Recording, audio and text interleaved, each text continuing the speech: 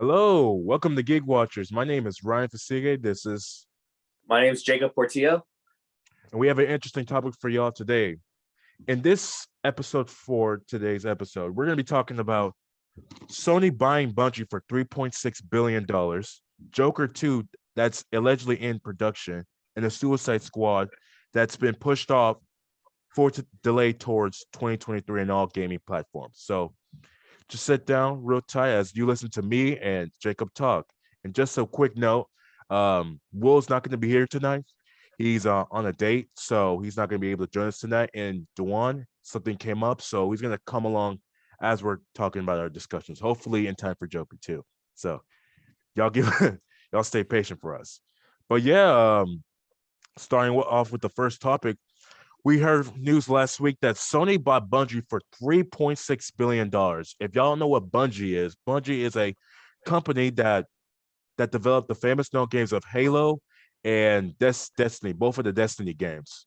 It's a really big company. Back then, they were partnered up with Microsoft back in 2000, but then they broke off back in 2007 of over disputes, and then they were later partnered up with Activision, and then broke up sooner or later after that. And now they're being bought by a hefty price by Sony for 3.6 billion. So yeah, it's a really big news deal around the video game world. Jacob, how do you feel about this? How do we feel? First off, I gotta make a remark. I'm very Gotcha. excited about Will's date as well. I'm gonna have to ask him how that goes later. That came as shocking news to us. So gonna ask him about his hot date. Now over to Sony and Bungie. Yeah, the price tag really surprised me too. $3.6 billion. That's definitely a lot of money to spend for one developer. I know you were gonna bring it up too. So yeah, they were owned by Microsoft, and they had Destiny and Halo as their big hits. Now coming over to the PlayStation, they only have ownership of Destiny now, so that's the initial big draw of what they're getting. But yeah, there's a lot of controversy over whether or not that was a good price tag, whether it was too much, too little. I'm gonna pass it off to Ryan. What do you think? What do you think about the amount that they spent for it? I mean, see, the thing is that for me, I felt like Sony. At first, I feel like they're heading in the right direction, but the price they paid was wow, 3.6 billion. That's a lot of money, especially for a company that's been known to like not really like stick with their past partners. I mean, you saw the way they were partnered up with Microsoft and that fell off, and they fell off with Activision and they fell off. So it's kind of like Bungie's being passed around, and it's Yeah, kind of like to pay that amount of money. I mean, hey, it could be because maybe the Call of Duty games might fall off and they want to head towards the Destiny and Halo games. Those games are always going to pop off. But I mean, yeah, I mean, to me, I did feel like they did pay a hefty amount. I mean, I don't know, maybe because they I'm not really too sure if the games are going to be more inclusive or there's going to be less inclusive around the games. They're trying to entitle entire ownership towards the games that they have, which could prove to be a problem in the future. Might not. But I mean, right now, I mean, I guess it could be yeah, I feel like they paid a lot. I feel like they paid a yeah, lot. that it's really hard to quantify 3.6 billion. I mean, when you think of a grand scope number like that, that's like more money than I will see in like 100 lifetimes. So it really is hard to like compare. Like, oh, is that a fine amount? Is that too much? Um, an interesting thing I heard about it was that a lot of it actually was to keep the talent in Bungie. I know you're talking about them getting passed around. One interesting thing I heard is that 1/3 of that $6 billion is just being paid in deferred payments over to the developers to for their it was in order for them to keep them in the company. So they would only get the money if they continued their employment there. So I think that was kind of a safeguard kind of way of keeping the talent in. But I got to be honest, I know I'm not one to judge at all. Bungie, great company, made some good hits. I was scrolling through their library of games that they made, and I'll be honest, I didn't recognize a good like 80, 90% of them. Like I was scrolling through and I was like, Halo, Halo, Halo, hell's that? Okay, whatever. Destiny, Destiny, what's that game? Like it's they felt like real like big hit or miss kind of games because it was either they're the top biggest games in the world because like I'll be honest, I never really played Destiny, so until I researched it, I didn't know how big it was. Apparently, to date, it's the second biggest MMO game ever. I did not know that at all. Like, I was like, Destiny, who plays that? Who? Like, I It's thought that was a huge. yeah, It's I thought that huge. was a meme at this point. Gee, I'm just not in the loop. But yeah, so I think it was a really good. Okay, it was an investment play. I'm not sure if I can call it a good investment play. Now you were saying like you felt like it was a reaction to Xbox buying over Activision Blizzard, Xbox Microsoft buying over Activision Blizzard. But it's kind of hilarious whenever we call it a reaction to, because if my numbers are right here, Microsoft bought Activision Blizzard for $70 billion. 70 billion. And so if we're gonna say like, oh, Sony's just trying to like stay toe to toe with Xbox, that's a bit of a stretch there. I call it 3.6 billion compared to a 7 billion purchase. I mean, yeah, Bungie's great, but Activision Blizzard is a behemoth of a company. That thing, oh my god.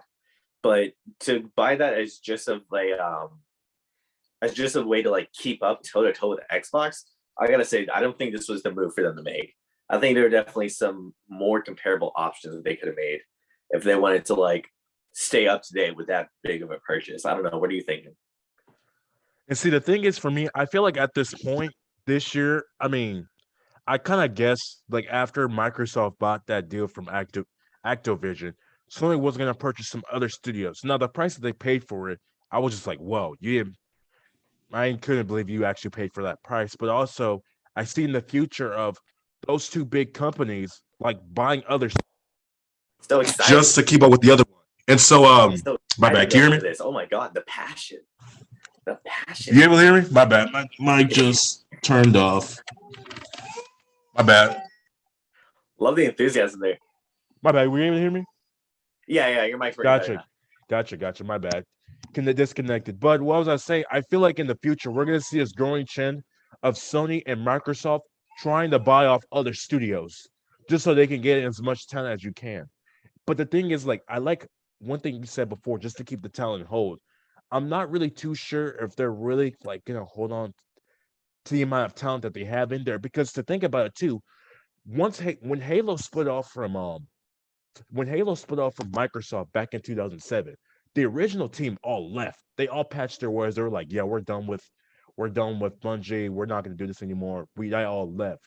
So it's interesting to see like what's the new team of Halo. What are they going to do around what they're going to do? Well, even though Bungie's already bought, what are they going to do around the Bungie company? Because it's not the original team whenever they got bought. That Bungie team that got bought was not the original team back in 2007 whenever they were creating Halo. So it's just like, I mean, if you pay 3.6 billion for that original team, I can understand that because Halo is a really big game, but we're not talking about that original team.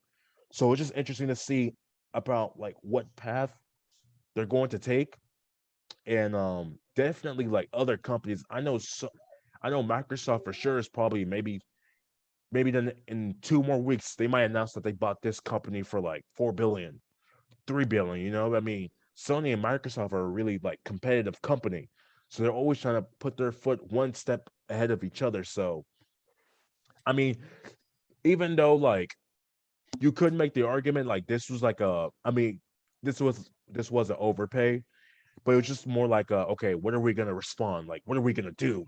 I mean, they bought Activision. Activision created all these wonderful games. Okay, we need to get a company that's made well-known games too. Even though Bungie didn't really create like well-known games other than Destiny and Halo, those two games are real big.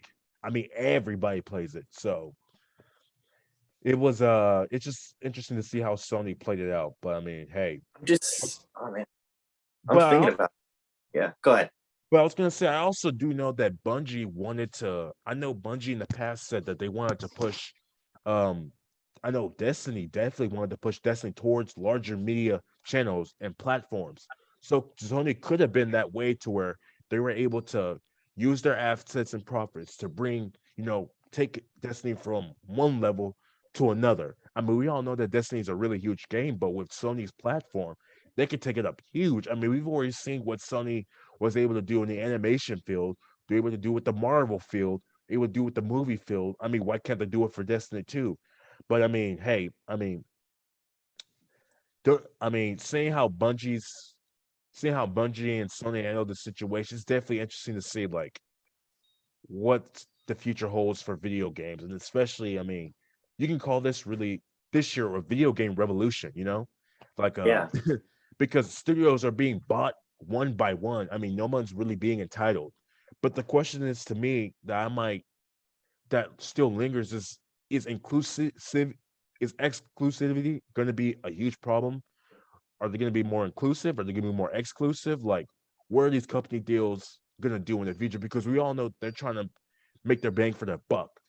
So maybe they might make the games more inclusive towards their own company. So hopefully we can't see that. But also I feel like as customers, we the people that are buying those video games, investing into Sony and Microsoft, we have to make sure that we're putting our demands towards what we want in those video games because they're buying those studios, which means they're having more ownership towards that studio, which means they can really do what they want. But as customers, we gotta tell these companies like, hey, this is what we want in our games. Don't change it. Don't do this. Don't make this game more inclusive.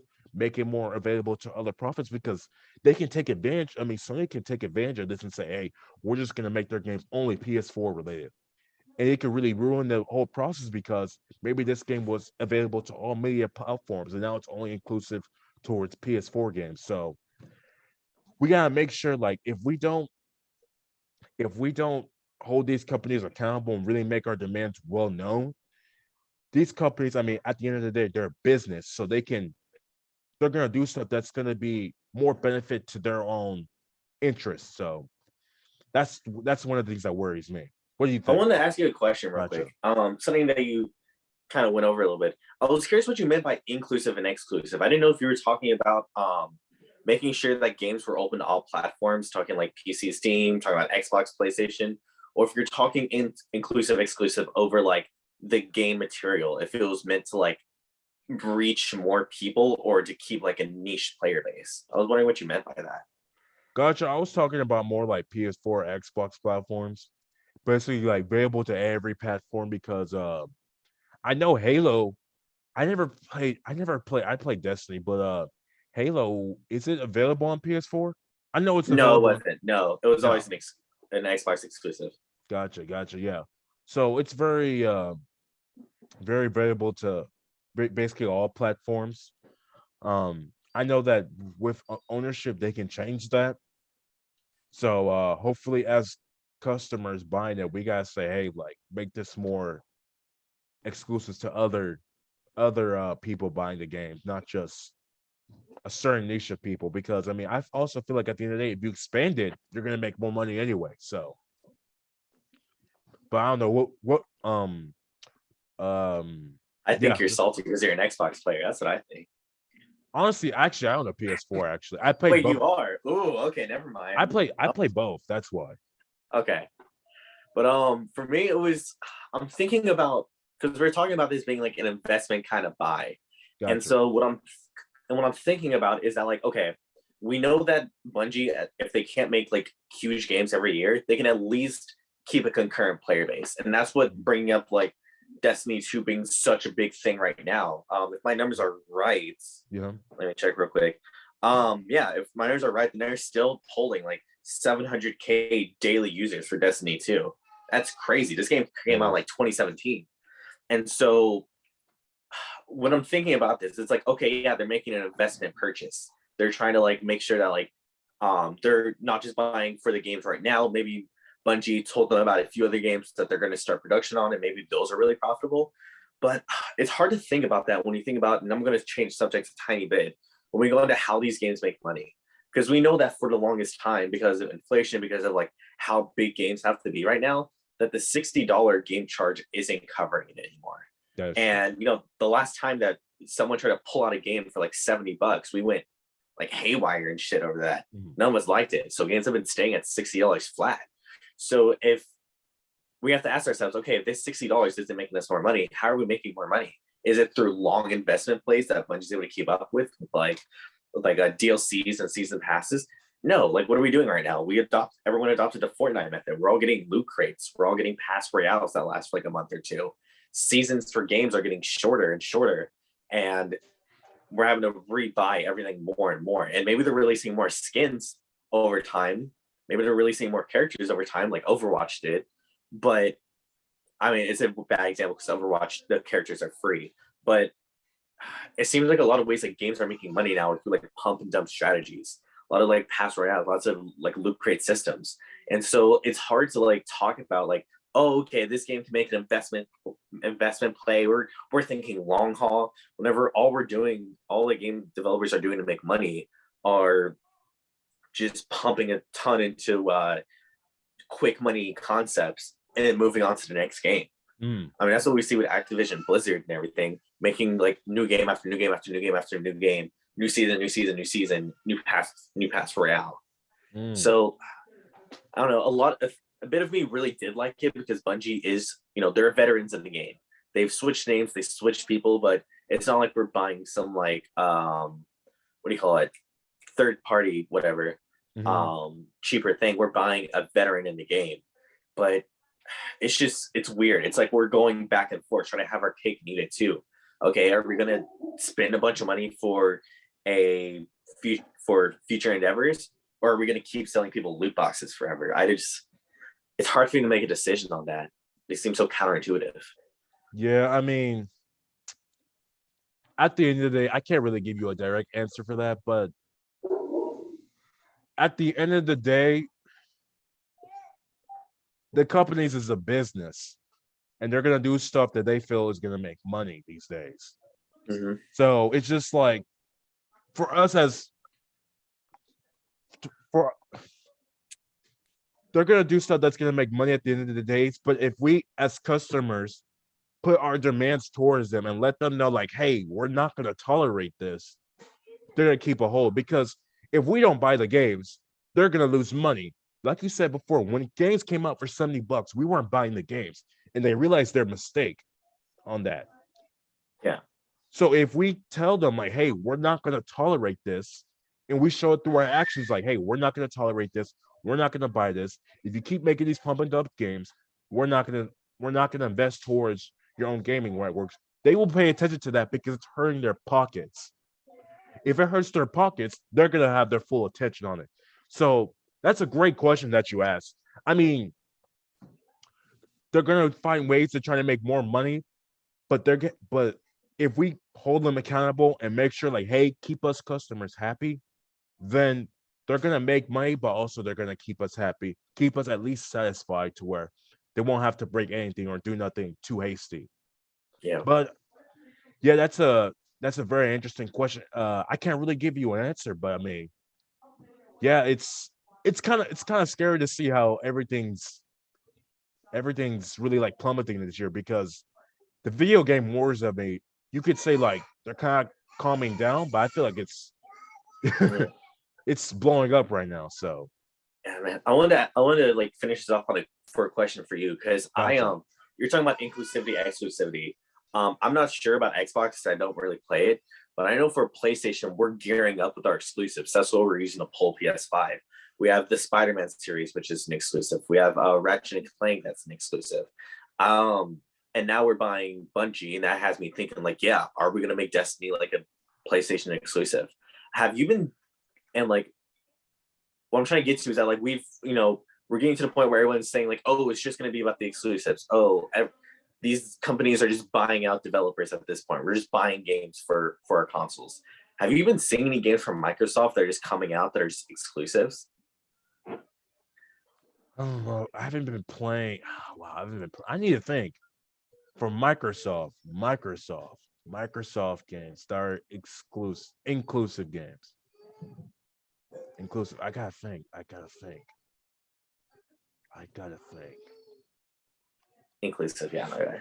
Inclusive. No, I'm trying to. No, see, I've heard the inclusive games for Sony, but I forgot. Have they? I'm trying to think. Let's try to see if I can like pull it up right now. Hold up. Xbox only games. Okay, so right now they have, of course, Halo. Yeah. They have Forza Horizon, that driving game. I haven't heard of Sea of Thieves. Apparently, that's the thing. I'll be honest. It looks like just Gears of War is another big one.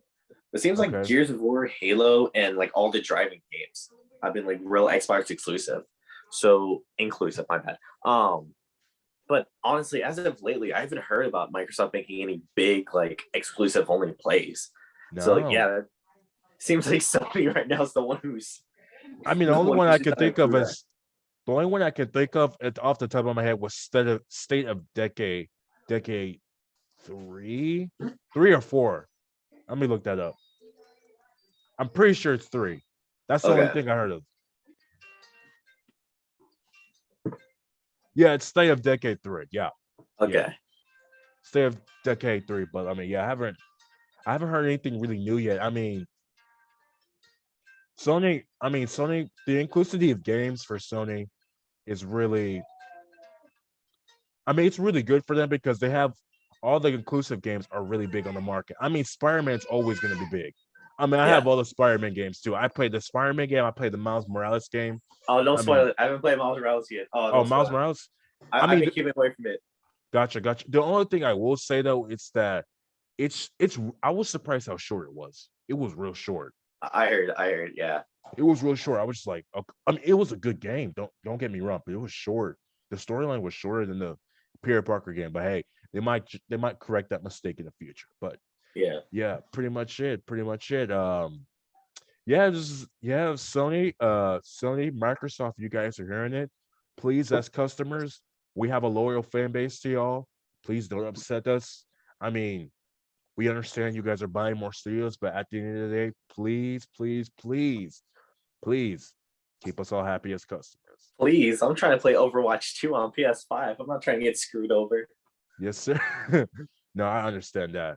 But yeah, but going on to the next topic, Ooh. Joker 2. There's been alleged news last week that Joker 2 is in the makings for right now, and it's set to be released in 2023. Um, for me as fans, that excites me because I love the first Joker movie. I thought the actor for the Joker movie did a fantastic job. Joker with Phoenix, a great actor for it. Um, but I know that from the geek space, a lot of Batman fans, they're not really too happy about not Batman, but DC fans are not really too happy about a second Joker movie happening. Which I find real interesting because I love the Joker. I love Phoenix performance. I mean, I want more of it. So how do you feel about that, Jacob? I'm kind of on the geek team here. Here, let me pull up. Give me just 1 second. Last segment, y'all got Jacob with the filthy casual hat. Now we're gonna get Jacob with the filthy tryhard hat. Here we go. Okay, there's my tryhard moment right here. Okay, I'm on the geek team because I am really struggling to understand what kind of story they're gonna make for Joker 2. Because that was the big thing. Like Joker 1, it was supposed to be its own thing in its own universe. It's gonna be great. And it was. It exceeded expectations. It definitely did a lot better than I thought it was going to be doing. They told a great story with great writers, great cinematography. But now we're at the point of like, I'm not sure what Joker 2 is going to be about. So I'll be honest, they didn't leave us on that big of a cliffhanger. Like it wasn't like the end kind of ending, but there wasn't anything to like really grasp onto. And I'll be honest, after going over, the only thing I can think of is that right now you can tell there was a little bit of a gap between Joker that we see on at the end of Joaquin Phoenix's Joker 1, and then like the batshit Joker that we see in like the Arkham games and the Batman games. You know,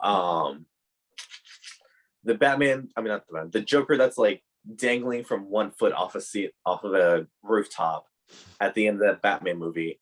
And the Joker that's like running a whole asylum, and the what's that game developer called? The one who made the Arkham games, Rocksteady as it is. The Joker that's running an Arkham asylum from the Rocksteady games. That's a bit of a different Joker. That's a more mature Joker than what we see at the end of Joker 1. So like we've as a movie casual kind of person, someone who doesn't really go into the comic books much, we see a lot of Joker origin, and then we see fully matured veteran status Joker, and there's a bit of a space there that we're missing. So I don't know what plot it's going to be, but the only way I could tell myself that I could get down with Joker 2 is if they kind of fill in that space of what a growing Joker is going to look like.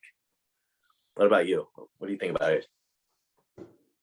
I mean, see, the thing is, for me, for Joker 2, I wasn't really too sure about how the plot was going to align.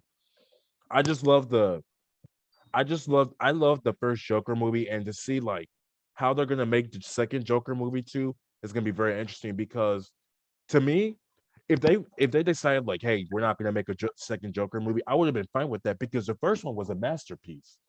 And so I was just like, and so when I heard they were making a second Joker movie, I was just like, yeah, I want to see Phoenix again. But I wanted to come back to what Will said earlier, because even though he wasn't going to be here today, he told me, he said in the group chat that William Dafoe pitched an idea of being two Jokers there. And of course, Phoenix is the first Joker, but Dafoe is playing as the second Joker. And so I thought that idea was really like, I was just like, whoa, because I mean, William Dafoe, I mean, he just got off from big performance against Green Goblin back in Spider-Man No Way Home, and we saw how he did a really great job playing as Green Goblin. And so to see William Dafoe maybe play as Joker, I mean, I can see him playing it, because honestly, for me, when I look at William Dafoe as a Joker, I can think of him being more like an Arkham Knight, the video game type of Joker. You know, he's got that mannerisms, he's got that look to himself. I know he's definitely could have the acting skills. So I mean, he definitely can play a menacing character that's fully psychotic and, you know, psychopath type of murder. So I mean, if we if the rumors are true, well, I mean, William Dafoe has pitched the idea, but if we were to see William Dafoe play in Joker 2, then I think that'd be a very interesting concept around Joker. I'm not too sure how that would play though. I mean, maybe they can transition from one Joker to another, or make it more of a parallel character. Not saying more like a multiverse, nothing like that, but more like a parallel character to how he is, maybe how he faces off against Batman, you know. Maybe William Dafoe faces off against Robert Pattinson's Batman, and they go off toe to toe against each other. So I mean, hey, it's very it's very interesting to see like how that's gonna play, how Joker 2 is gonna play out. Ah, But I mean, I got some feelings on that. Oh my god. Oh my god. I got. Okay, you guys understand. I'm afraid of being on the wrong side of history here, because okay. the first Joker movie came out and everyone was like, "What? You can't have Joker without the Batman. Who's gonna watch a Joker without the Batman?" And then the movie came out, and then we had a Joker like origin story, and it's like, Joker, or who's gonna watch that? No, we want to see Joker like murdering people. Like, how are you gonna make a whole movie about Joker like slowly being crazy? Like, who's gonna watch that? And then the movie came out, and so part of me doesn't want to be on the wrong side of history, because like all the people that just kept saying, "Oh, you can't make a movie about that. You can't make a movie about that. You can't make a movie about that." I mean, we did it, especially whenever they're like, how are you going to find a better Joker than like Heath Ledger? He was like the best Joker that we've. Sorry for all the Joker tryhards. He was one of the best Jokers that we've seen on the big screen in forever. And it's like, what, we just got off the Jared Leto. Like, how bad are y'all going to mess this one up? And then Joaquin Phoenix comes up and becomes like one of the greats and like best Joker actors of all time. And so I'm so afraid of like being those doubters again. But I'm just thinking, I don't think Joker, at least Joaquin Phoenix's Joker, with the writers that we have, I don't think we can do a person versus person conflict. I don't think that's what made the first Joker so great. So there's part of me that's like, okay, let's make sure we don't make Joker 2 just a rehash of Joker 1. We have to go somewhere. But, you know, why are we going to break something that wasn't, why are we going to fix something that wasn't broken? The thing that made this story so compelling was that it was for, like I said, for moviegoers who don't really go into the comics much. It was one of the first like person versus society stories that we see about Joker. Up until that, all we ever saw was Joker versus Batman, Joker versus Bane, Joker versus someone else. And this was one of the first times where it wasn't Joker versus person. It was a whole society that he was up against. And we see him win. And that's the crazy part of that. So I love William Dafoe. You gotta understand. I was raving about him in the last episode, I think, if we talked about William Dafoe last episode. I don't know. But I have great memories of him. I think he's a stupendous actor. I think him showing off his duality personality in Green Goblin really shows that he has the chops to play a complex mental character like Joker. It ain't sitting right, Chief. I don't know if we can do Joker v Joker. I don't know. I'm gonna be a doubter. William's gonna hate me. William's gonna show up next week cursing my name, but I don't think we're gonna be able to do it. And see, like as DC fans, I feel like with DC especially, it's not just you, but what I've noticed, I'd say like going back to all the way to the first Batman movie, is everybody always has doubts around the DC movies before they bring release, and then obviously being blown away from it. I mean, of course, DC has released movies. Like the first Suicide Squad movie. It was bad. Yeah, Jared Leto. Batman v Superman as well. Yeah, Batman versus Superman. It was an okay movie. We all weren't too excited, but I feel like with DC movies, everybody doubts them so much. I mean, we look at the first Batman movie. Michael, I forgot his name. It was Michael something, but Michael Keith. I mean, they were all dying him because, I mean, Michael Keith was always known as a comedic actor. No one really took him seriously, and whenever he came over to play Batman, he did a real job performance playing the iconic role. And so everybody was blown away off of it. And then we go off to the second Batman movie, Christian Bale. Everybody was just like, Christian Bale as Batman? No, I can't see that. He plays his performance in The Dark Knight and The Dark Knight Rises. Wonderful Batman. I would highly consider him to be the best Batman and be the best Batman portrayal in movie history. And then we go over to Ben Affleck. I mean, Ben Affleck, he was a really good Batman for me. He was I read the Batman comic books. He was the best Batman comic accuracy appearance for me. So I thought he did a pretty good job. When you look at Heath Ledger, everybody was downing him before the movie came out. Nobody was taking him seriously. The critiques were real low. Everybody was saying, "Hey, he's not going to do a good job as the Joker. We're not going to take him seriously. He was going to do a bad job." And then he comes out in the Batman in the Dark Knight. He gives off a S tier performance, doing a great job. But he had high doubters, and then we come over to Robert Pattinson of the Batman movie. Of course, the Batman movie hasn't been released yet, but think about then earlier, everybody was dying. I was talking about with Will in one of the earlier episodes. Robert Pattinson was back in Twilight. No one took him seriously back there. They left a dent in his career because everybody thought Robertson was to be this pretty boy, that doesn't really get taken seriously. And for him to go from pretty boy to being like this masculine, big old character like Batman, everybody was just like, "What? Him?" But now we see in the trailers, everybody's now giving him more hope. Everybody's saying, "Oh, this is going to be the best Batman movie. Oh, Robert Pattinson's going to kill it as Batman." So overall, what I'm saying is, it's just like, I feel like as fans, we tend to like doubt DC so much around the movies. And of course, like Warner Bros, they're having their faults and their issues. But like we doubt DC movies so much more than Marvel movies because we have this standard like, oh, they can't do nothing different, or oh, we have to follow the script, or oh, they can't take a different formula. The thing is, the reason why I'm saying personally, like, I'm excited for it because, hey, the first Joker movie, they did a wonderful job with it. Why can't they do a wonderful job with the second Joker movie? I mean, they got the directors, they got the storyline, and they got the actors too. So it's just like you added William Dafoe as Joker. Everybody wants to see him play the Joker. So I mean, to me, I'll give them the chance. I'm not going to doubt them because they have shown in the past that whenever they're heavily doubted, they can perform, they can deliver. So yeah, I mean, I'm going to have to disagree with your take on that. I mean, being the other Yeah. side of the spectrum, but I mean, yeah, I could definitely see where you're coming from though. But for me, Yeah.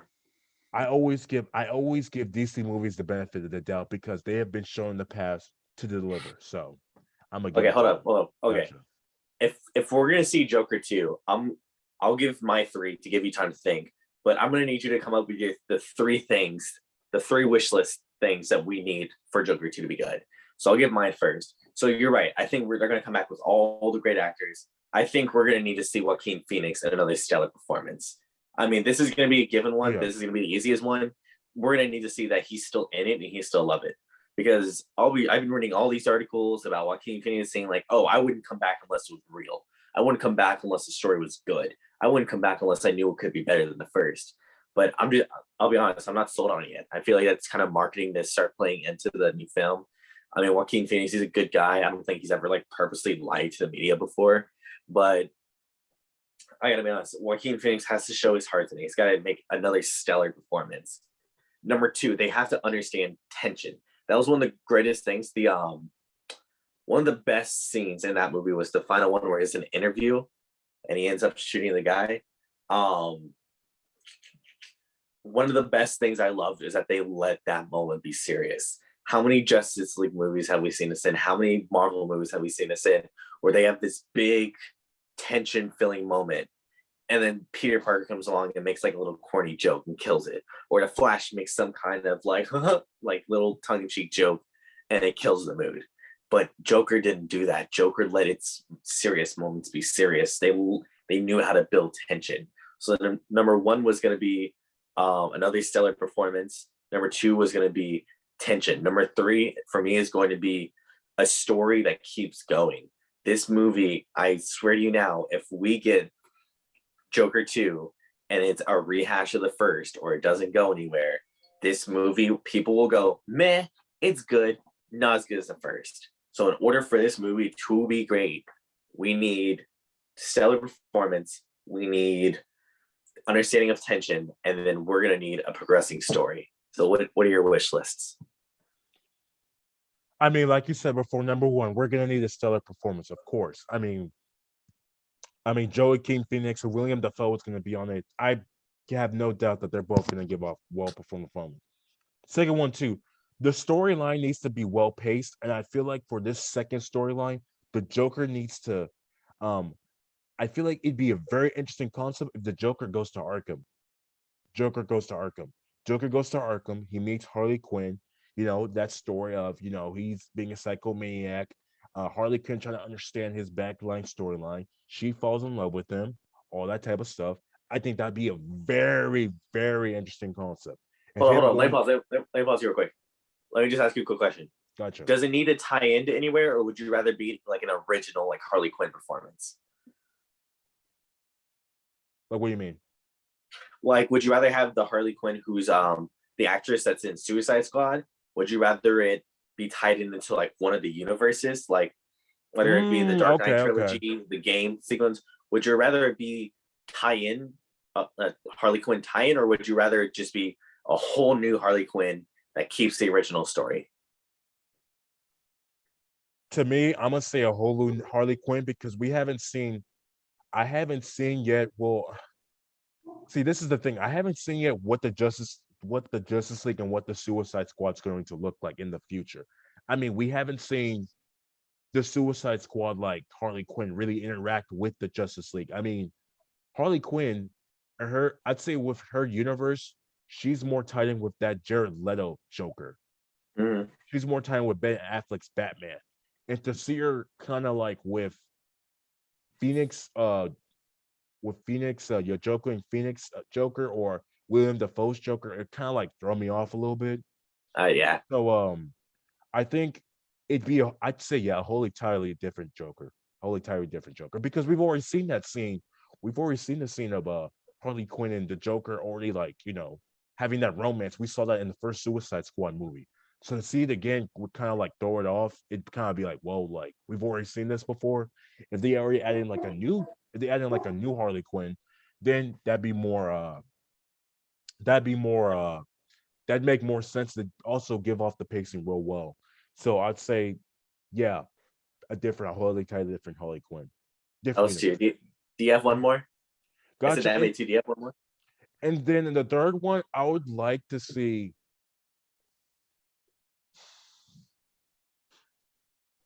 I would like to see. This is a really good one. I'm trying to think. Gotcha. I would like Making us maybe. think today. Ooh. I would like to see how like he takes over Gotham. How does he? Okay. How does he? How is Joker in Gotham? How is he in Gotham? Does he take over the crime lord? Crime lord people? Does he interact with other villains? Is he like this maniac character like we saw back in the Dark Knight? Is he more like a? Is he more like a? More like a? Is he more like he keeps himself to the dark at night? It's what how he interacts in Gotham.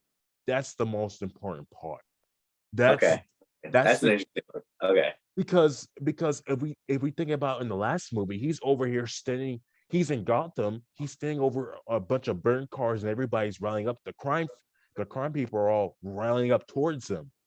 So I mean, if it was going to not stir from a different direction, but also be another continuity of the first Joker, how he interacts in Gotham would be very, very important, very interesting.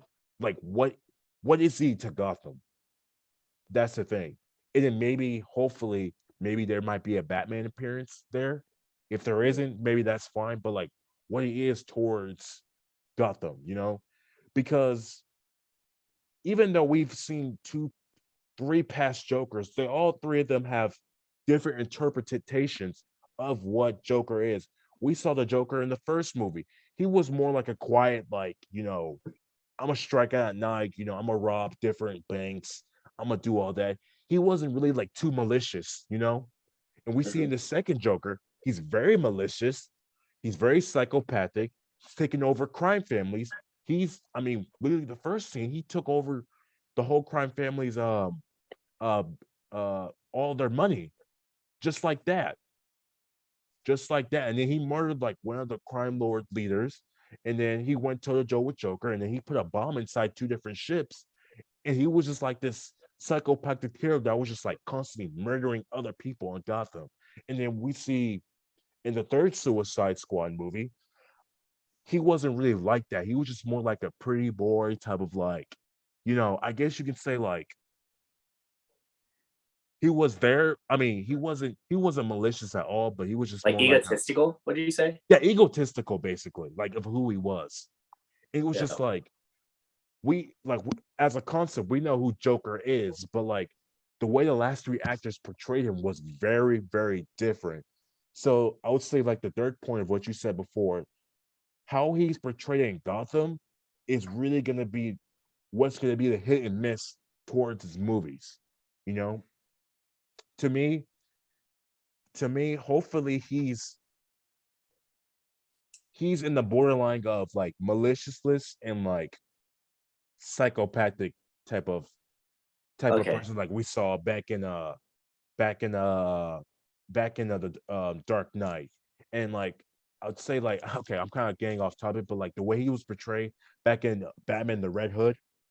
I don't know if you Yeah. watched the animated show, a movie, but I love the way he was being played. I think what was it?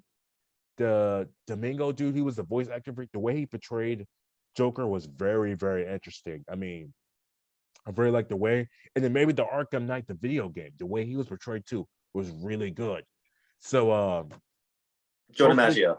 It was Joe huh? DiMaggio Joe for the Red Hood DiMaggio, yeah, character. Yeah. he portrayed it. The way he portrayed was real good. So hopefully we can see something like that. But like, definitely the way he's going to be portrayed in Gotham is going to be very, very, very important. So yeah, I would say first one, great acting, definitely. Second one, him being in Arkham definitely would be a very interesting subject. And then the third one, how he interacts in Gotham. The third one's going to be very, very important. If they don't do a good job of portraying him in Gotham, I don't think it's going to be a real good movie because it's going to Okay. be a continuity of it. So I feel you. No, I feel you on that. We already have a whole movie of focused on Joaquin Phoenix, the Joker, in and of itself. Now we need to see him grow and expand. Like Yes, what we I was need. saying earlier about maturing. Yeah. Gotcha. Yeah, we need to see him. We need to see him in. We need to see him in Gotham because we already got the developing backstory. Okay, now how does he act in Gotham? How does he act Yeah. towards other people? So, yeah, pretty much it. Pretty much it. But Also, yeah, fun fact. Fun gotcha. fact. I did not know this. I swear to God, I didn't know this until like a few months ago. I did not know Mark Hamill played the Joker in the Batman animated series. Mm-hmm. Oh my God, that made me shit bricks. When I write that, oh my my Star Wars character also plays Joker. So that's a Mm-hmm. little fun fact for our viewers who didn't know Gotcha. that. Mark Gotcha. Hamill apparently plays Joker too. Mm-hmm. And when I knew it was Mark Hamill whenever I was playing the video game because I listened. I was and he was the voice actor for Joker in Batman the animated series that was released back in the 1990s. So Yeah. whenever I heard his voice again, I was like, that sounds very familiar. Okay, let me look that up. Oh, it's Mark Hamill. It was him. Yeah. I like the way Mark Hamill plays Joker, though. I like his voice. It's very I iconic. like his voice too. That's what I heard too. He's always a talented voice actor. Man's a talented actor, like in general. I mean, for Yeah. him to be playing Luke Skywalker and then play Joker, like playing Diversity. iconic characters, like man, Yeah. that's a portfolio right there, man. I can't imagine. But yeah, um, Joker 2 finally is in production. Hopefully, it's going to be a great movie. I know the DC fans are not really too happy about it, but hey, give like you've given other movies a chance, give this movie a chance. Hey, it might blow us off, it might not, but hey, we just gotta see. But yeah, going off to the next topic. Recently, re- recently in news, Suicide Squad Kill the Justice League has just been announced recently by Rocketeer Studios that it has been delayed towards 2023. Um, they say that Suicide Squad was supposed to be a continuity of the Arkham Knight video games. If you've never played the Arkham Knight video games, you're living under a rock. One of the best Batman video games I've ever played in my entire life. Fun fact, like Jacob pointed out earlier, Mark Hamill, he is the voice actor for Joker. So the way Joker was played in the Arkham Knight video games was very creepy. But I love the game. So yeah, Suicide Squad is delayed. Jacob, how do we feel about this? I mean, I gotta be honest, dude. So first off, I didn't know that was supposed to be a continuation of the Arkham series. I thought Mm-hmm. they were making a whole new game. That's pretty interesting. Okay, Mm-hmm. I put some thought into it. Okay, I'll be honest. I didn't hear about this game even being made until I heard about it being delayed. Which I mean, fair enough. I didn't have any expectations, but dude, we gotta stop. We gotta stop announcing games like years before they're supposed to be released. Because this game was supposed to come out in November 2022. It's February, and they're already calling for a delay. So I can't blame the developers. I have a soft spot for them ever since I hear like all the horror stories they have to talk about putting in like, oh, man, like 80, 100-hour weeks being like on call to come in at like midnight. I have such a soft spot for developers now ever since I hear about like the hell they have to go through sometimes. But I don't know. I'm okay with it being delayed. I'm seriously okay with it being delayed. If it means that someone gets a weekend to spend with their family, I'm fine with it being delayed. There's a lot of things I'm looking for in this game. I saw the trailer a couple of days ago. I thought this has the potential to be a great game, but I'm glad they're taking some time on it. What about you? Yeah, and like I wanted to point out a correction. I said Rocketeer Studios. It's Rocksteady Studios. My bad. Right. Yeah, Left very good. left my brain fart. But I mean, I was looking forward towards this game. I mean, yeah, it's a disappointment that it's going to be delayed, but like I said before, you hear the horror stories of like web designers and web developers. They have to work on this 24/7, like, stay up, be away from their families on holidays.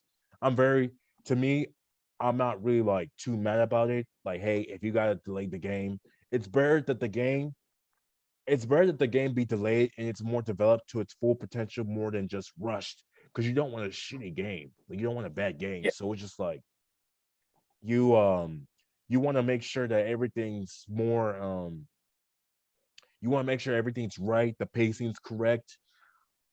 Even though it's not what everybody wanted. We all wanted this game this year, especially towards the DC hype. But I mean, hey, We're willing to wait for this game. I'm willing to wait for this game.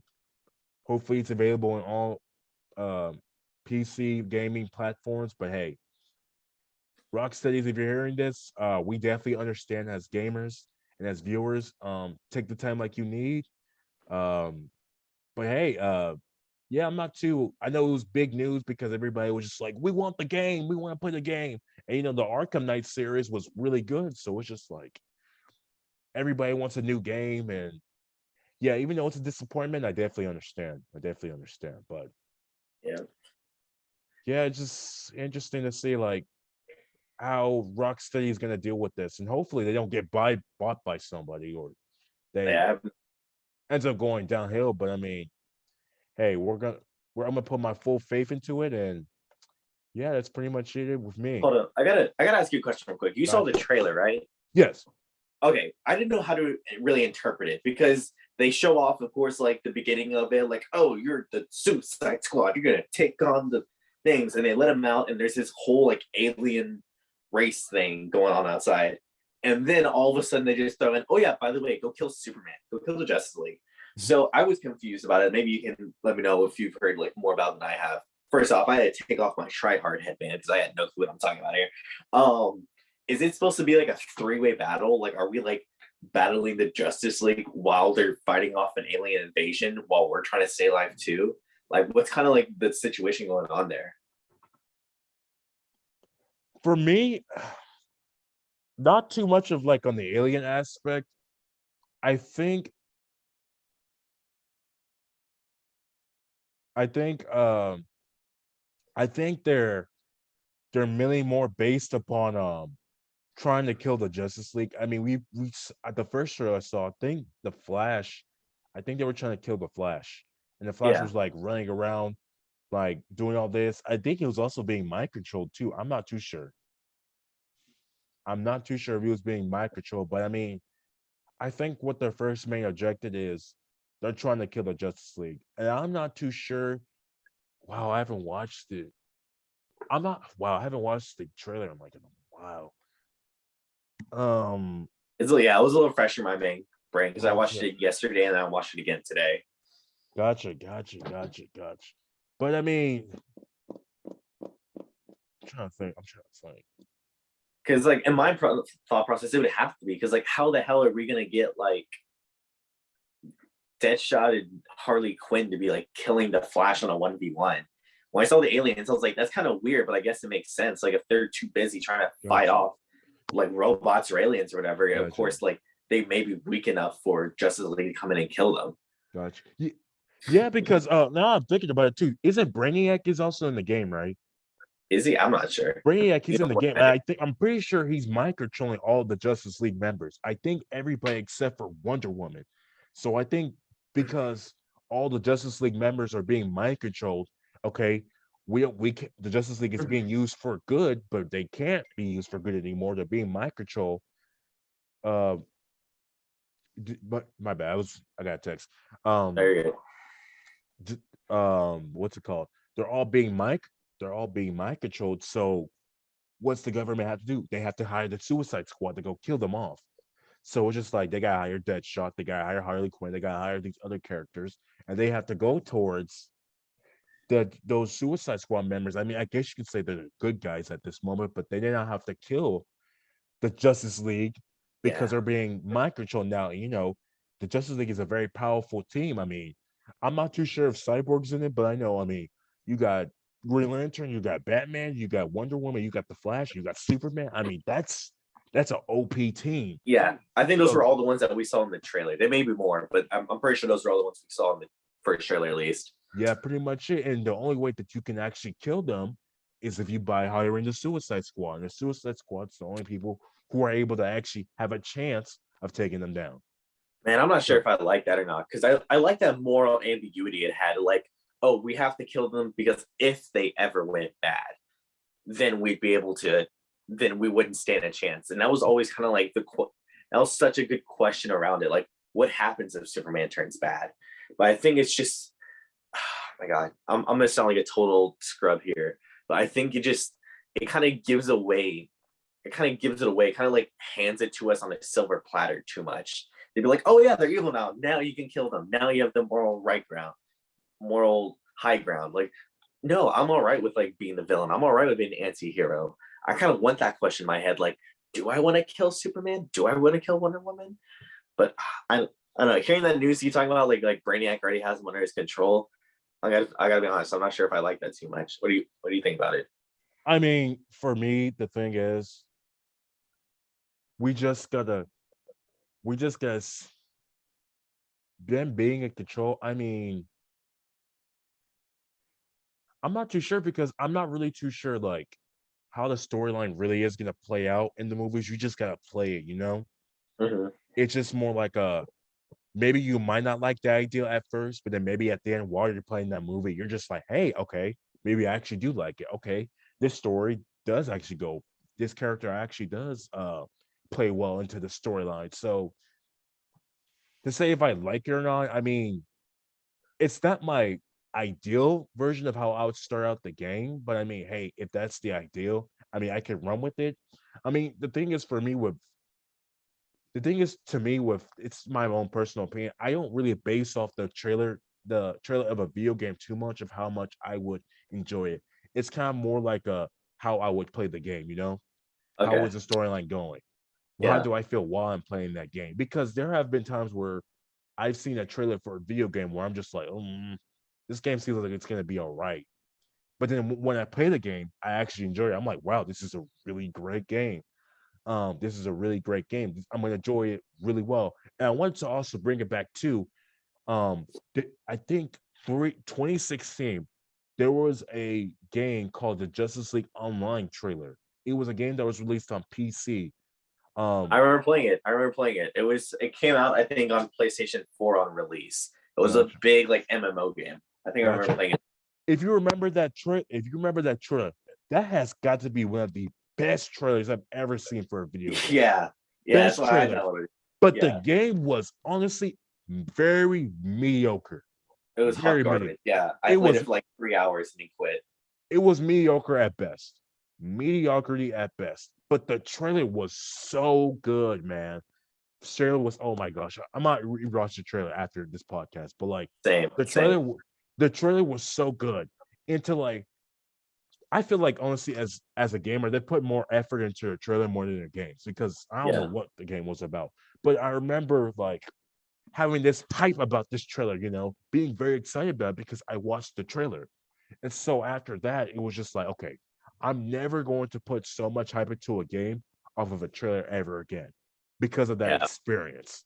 So to see like how the trailer played out, yeah, I may not like how it seems or like how it might play out, but also at the same time too, we haven't played it yet. So we That's might true. like it. We might like it. We might not like it. But I mean, hey, once it comes out on all gaming platforms and we decide at the end, like, hey, this is a really good That storyline, inclusivity. that inclusivity, yes, sir. That Yes. might be, and like, hey, we might like it. This is a really great game. I didn't like the trailer that much, but hey, this was a really good game. You guys should try it out. Once we realize that, hey, we shouldn't count out too much, I think it might put into a new perspective of trailers and gaming um paralleling with each other. So Yeah. yeah. No, I definitely agree with you there. Something I don't know if I'm just not a huge fan of MMOs to begin with, but something was seriously like false information about watching that killer of a trailer. I'm like, wow, I can't believe they get into this in-depth like sandbox kind of like game about like the Justice League. And then like I think that's the one where they have that like big brawl in the middle of the city. Like it starts off with like um Superman being able to accidentally killing Lois Lane and they all go crazy. I don't know, I may be thinking of the wrong game, but I think it has something to do with that. But seeing all that and then you spawn in as your own hero and you spawn in with like 5,000 other made up heroes. You have like balls deep 69 and in your mom 32 like right next to you. That like killed the move for me hardcore. But if you'll let me, I'm gonna make one wild prediction. Okay. I'm gonna make one wild prediction about this game. Okay. I feel like one way this game is gonna fail is if the villains are more fun to play than the heroes. What I mean is that if I'm playing Harley Quinn with a bat, or I'm playing I forgot the shark guy's name. What's his name? The shark guy's name, let me look him up. Yeah. But like, okay, let me just continue while you look them up. Gotcha. If I'm playing Harley Quinn with a bat going against Super Speed Flash, and like from what I know, this may be different from you, but from what I know about, it seems like it was going to be like a FPS kind of play style. It wasn't really going to be like turn based, or it wasn't going to be like Mortal Kombat. Like think about, when have we ever played with as Flash? We never see Flash in any kind of FPS level kind of thing. He's always in like an a Mortal Kombat kind of setting. He's always in like a 2D scroller kind of setting. So like if I see Flash for the first time and like being able to play in a real time game, and I'm over here like, oh, I'm Harley Quinn with a bat, or I'm Deadshot with a pistol, and I'm over here playing against Green Lantern, like just spawning like miniguns out of nowhere. It's gonna be real. It's gonna be such a letdown if like I'm running around trying to fight these people and I'm like, bro, why am I playing Harley Quinn? Why can't I play Flash? Why can't I play Superman, bro? That looks so much more fun.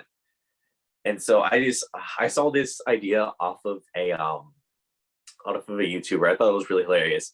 If the game was like, if it was like a horror thriller game, if the game was built upon you knowing that you can't beat them, and so not quite like Outlast style. Like remember Outlast, the game with like the video and the Yeah. demon running after you. Yeah, Mhm. it's not quite like that, but it's some kind of horror game where you're running around and you're like, oh shit, bro, I can't like Green Lantern find me because I know he's gonna kill me. But yeah, just they have to make the heroes fun. If they don't, this game's all over. You got any predictions for us, Ryan? Gotcha. And also the dude's name, I can't believe it flew out of my head, but his name is King Shark. King Shark. Oh my god. But Oh man, that's Geek Squad for you. Oh my god. Okay. to see my prediction, I mean, to make the Justice League the antagonist, I think that's a really cool idea.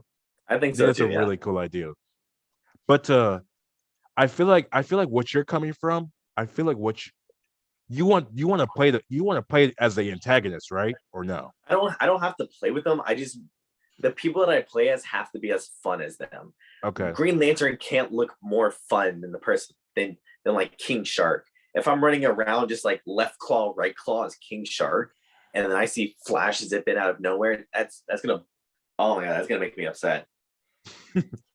I mean, yeah, just like the thing is with Rocksteady, they've been known to make really good games. So for me, I feel like they'll keep it in mind, like how these characters are supposed to be portrayed. Yeah. But I mean, I'm just wondering how Batman's gonna be portrayed because since this is Yeah. post Arkham Knight, like how he's gonna interact with the Suicide Squad members is gonna be real interesting. Oh man, a prediction, Prediction about this game. Let's hear it. a prediction about this game. Okay, wow. Okay, I know he's alive. Gotcha. A prediction. That's so interesting. Like you know what I'm talking about? Like if No, we no, see no, no, Bat, where the no, no, bullshit go? Yeah. And no, then no, I Harley Quinn understand. with a bat. Yeah.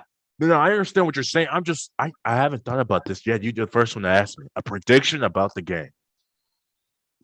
A prediction. Okay. Under Brainiac's control,